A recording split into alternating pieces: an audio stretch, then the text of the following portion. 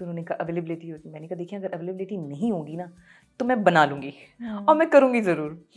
तो उन्होंने कहा नहीं लेकिन एक बात और है। तो मैंने कहा वो क्या है?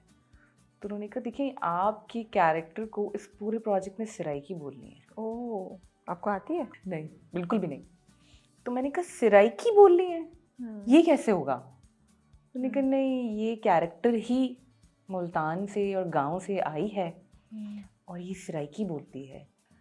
तो पहले तो ये था कि क्या आप एक्सेंट बना लेंगे?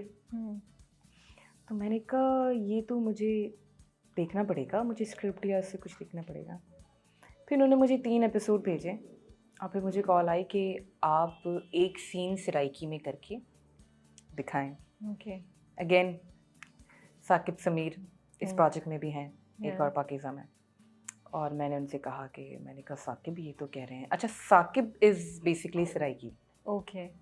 और फिर हमारी ये सिराइकी की जर्नी स्टार्ट हुई कि हमने एक एक डायलॉग को सिराइकी में ट्रांसलेट करके उसे याद करके मैंने वो पूरा प्रोजेक्ट किया है।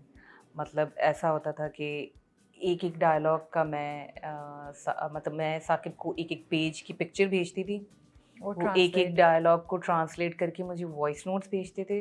फिर मैं वो वॉइस नोट्स याद करती थी क्योंकि एक अलग लैंग्वेज है ना, बिल्कुल डिफरेंट लैंग्वेज है, तो आप कैसे बगैर याद किए हुए उसको परफॉर्म कर सकते हैं।